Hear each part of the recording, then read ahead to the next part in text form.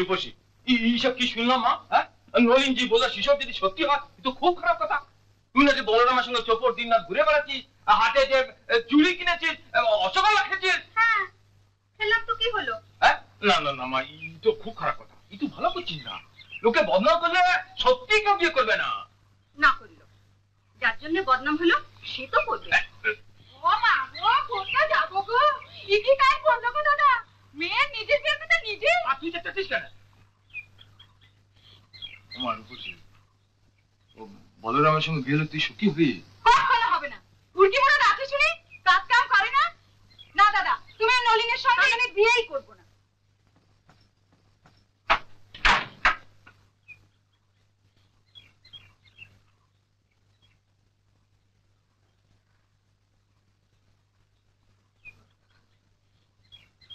তুমি ওসব কথা কান দিও না দাদা, তুমি নলিনের সঙ্গে জোর করে বিয়ে দাও। না সাতু, বুঝতে পারছি পূজা মেয়ে একটা কান্ডমান্ড করে বসবে না।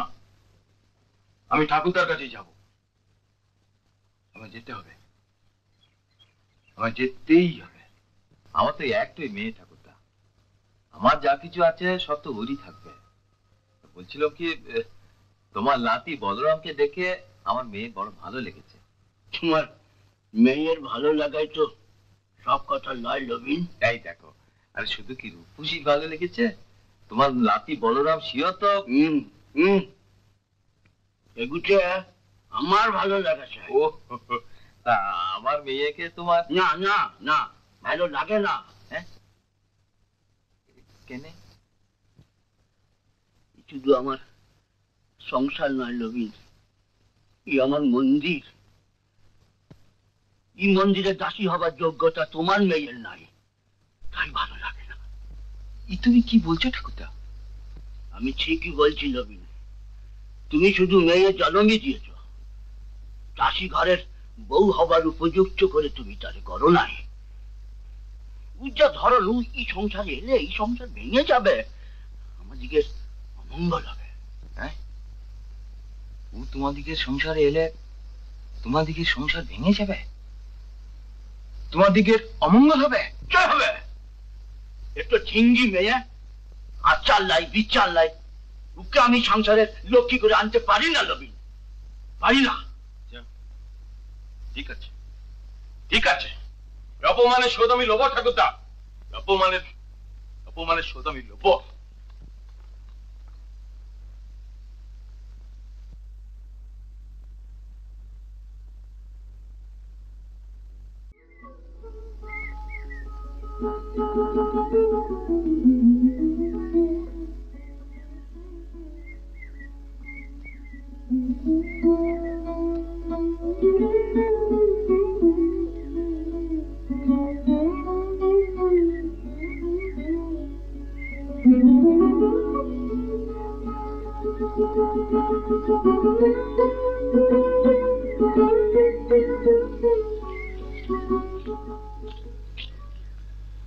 রূপসী,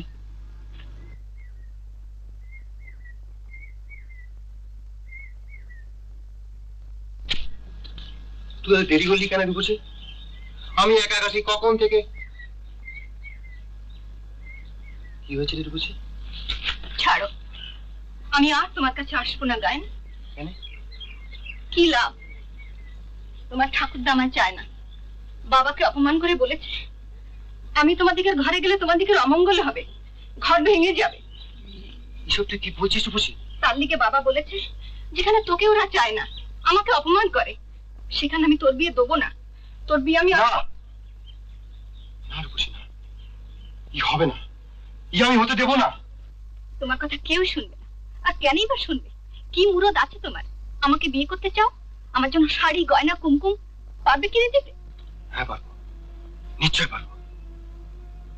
সিংহাজে কবিতার করবো, তোকে নিয়ে পালাবো গাছে। কি কথা বলতে তোমার লজ্জা হলো না? রূপসী, না, সে আমি পারবো না। কিন্তু বাবার মনে কষ্ট দিয়ে ঠাকুরদার সাপ করিয়ে আমি তোমায় পেতে চাই না গায়ন, আমি তোমায় পেতে চাই না। আমার কথা শোন রূপসী। না না, সে হয় না। যদি মরদের মতো আমাকে তোমাদিকে ঘরে নিয়ে যেতে পারো, যদি ঠাকুরদার ভুল ভাঙাতে পারো, যদি বাবার অপমান মুছে দিতে পারো, তাহলে সেদিন তুমি এসো, আমি নিশ্চয়ই তোমার হাত ধরবো, না হলে আজই শেষ। আজই শেষ গাই, আর আমি আসবো না, আর আমি আসবো না। রূপসী, রূপসী শোন, রূপসী।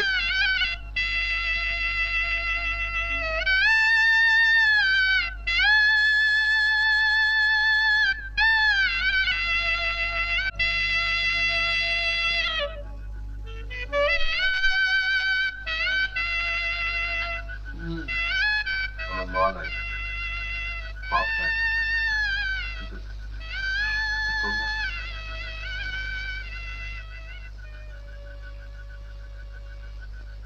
তোমরা তো আছো। আমি যদি মনের একটু স্বাদ পূরণ করতে চাই, তোমরা কেন তা হতে দিবে না? কেন কেন ঠাকুর তাকে বুঝাবে না যে ওর দামন মেয়ে নাই, খুব ভালো মেয়ে হয়ে যাচ্ছে? বউঠান, তুমি চাও, বলো ঠাকুর তাকে, বলো বউঠান। কিন্তু কি করে বলবো? ঠাকুরদা যে ওর উপর ভীষণ চটে আছে, সে কিছুতেই রাজি হবে না।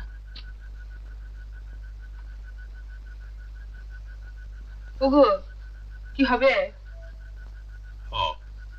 কোনো উপায় নাই, দেখছো না হতভাগে একেবারে বেতাল হয়ে যেছে।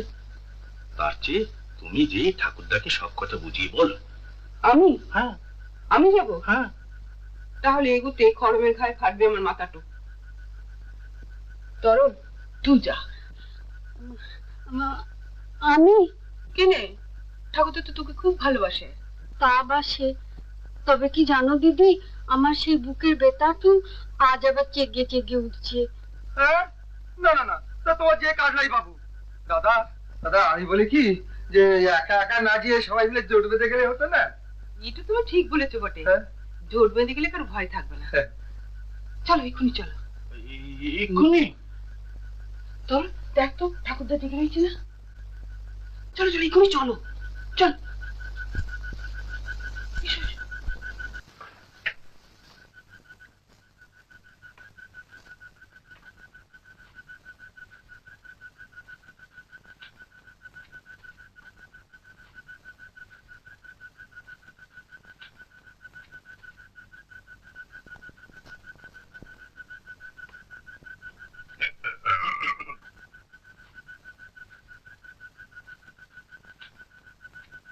কি বৃত্তান্ত?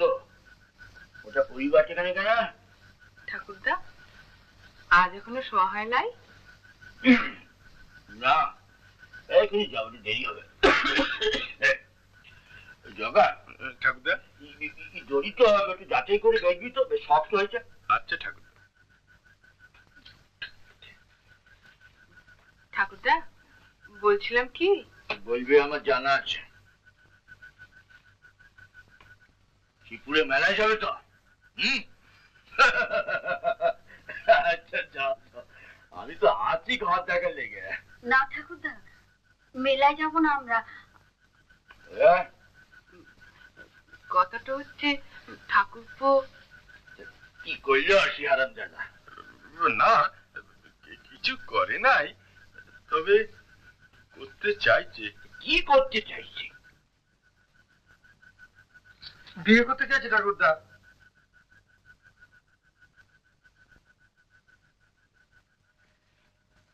রূপসীকে নাকি?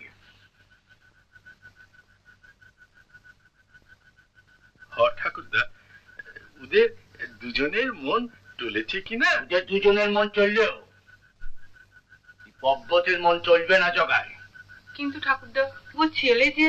যা খুশি হোক ও ছেলে, তোমাকে বলে দেবে বড় মেয়ে, এক করে যা যতদিন বেঁচে আছে সেটা হবার নয়।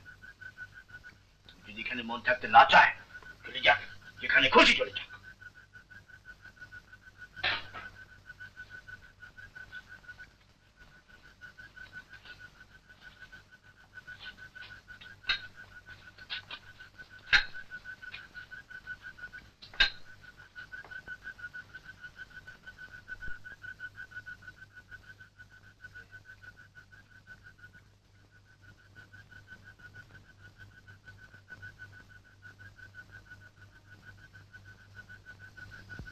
তা আমরা কি করবো বল? তুই তো নিজের কানে সব শুনলি, চেষ্টা তো কোনো কসুর করি নাই। কি দাদা, তুমি কিছু বলো। আমরা তো চেষ্টা করলাম, কিন্তু ঠাকুরদা যদি ঠাকুর আমি বলি কি, সত্যি তুমি ওষা ছেড়ে দাও। আমি তোমার লিগে খুব সুন্দরী। আমিও তাই বলছিলাম দিদি। থাক, কাউকে কিছু বলতে হবে না।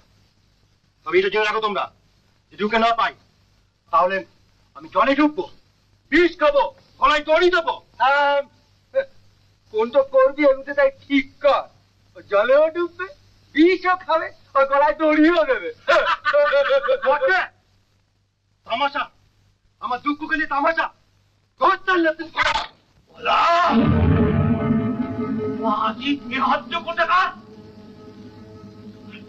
তোমার এমন উন্নতি হয়েছে, তুমি লক্ষ্মীকে ছুঁড়ে ফেলে দিলে। জানিস জানিস এই লক্ষ্মী ঘরে আনতে আমাকে কি করতে হয়েছে? কোথায় ছিল তুই? কোথায় ছিল তোর এত ত্যাগ? এই এক করি চাষ কোচা পরিবার নিয়ে তুমি কে বললো হ্যাঁ কোটা জলে লেগে তোর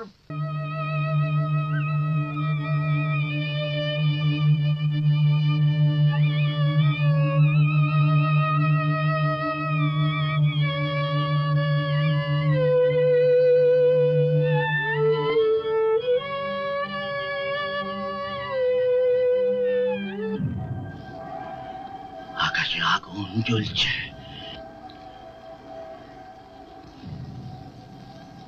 মাটি পুড়ে খাক হচ্ছে সেই আগুনে।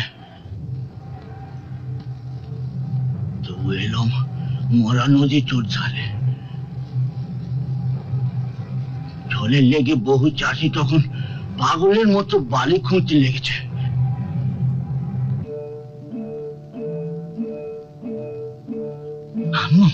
আমিও খুঁজতে লাগলাম।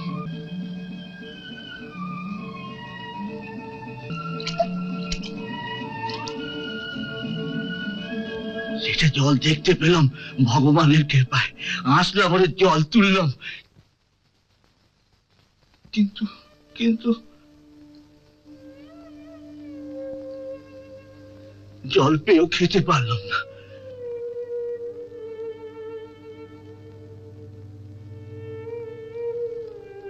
তোদের বাপের কথা ভেবে, তোদের কর্তা আমার কথা ভেবে জল নিয়ে আমি ছুটলাম ঘরের পানে।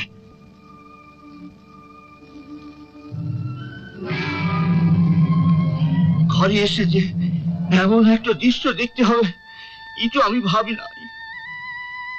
দেখলাম খিদের জ্বালায়, তেষ্টার জ্বালায় তোদের কর্তা মা পালিয়েছে। আগে আমার বাবা গেছে, মাও গেছে, স্ত্রী ছিল সেও গেল। তবু আমি হার মানলাম না। বংশধরকে বাঁচাবার লেগে তোদের বাপকে আমি আঁকড়ে ধরলাম।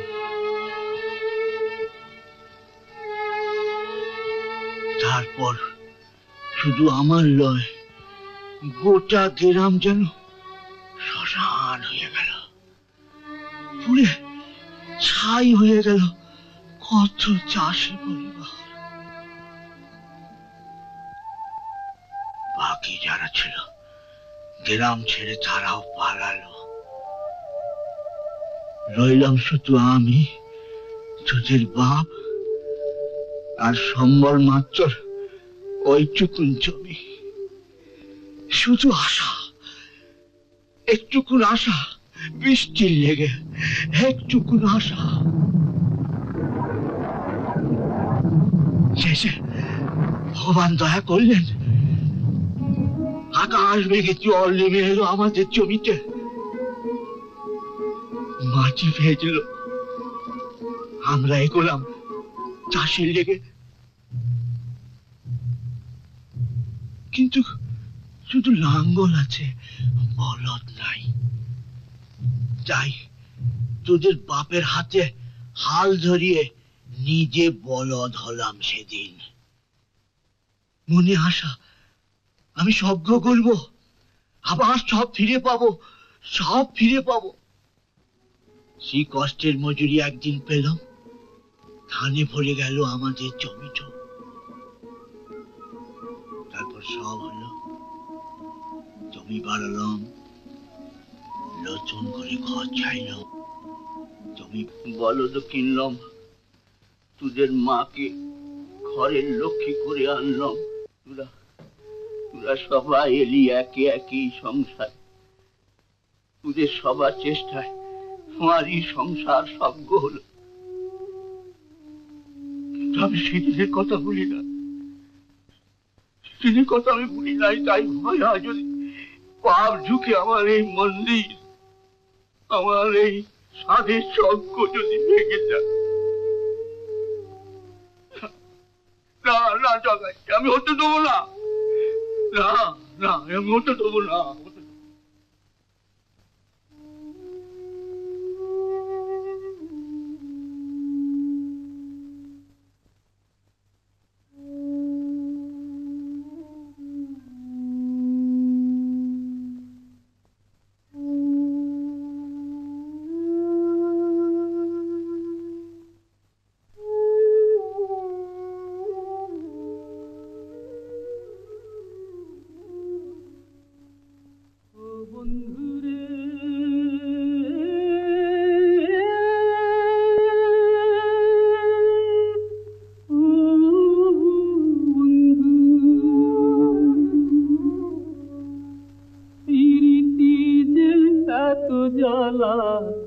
আগে যদি জানতাম, ওরে নাই রে ছাড়ুন, নাই রে ছোড়ন, জ্বলে মরি রে।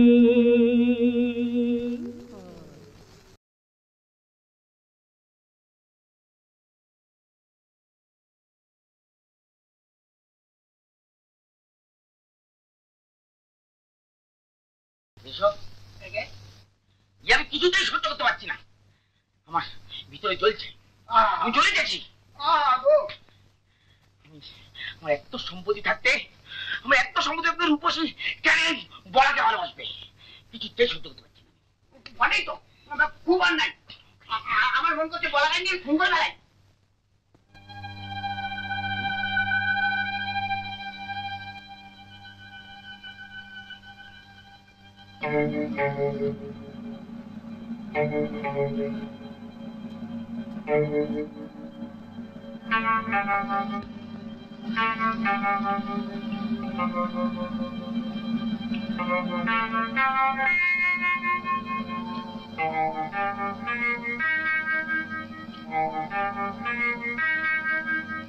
কথা ছোট দিয়ে বলার মাথারও ধর থেকে নামিয়ে দিতে পারি। হ্যাঁ, কথা জানি তুই যে বললি খুন করতে মন করছে।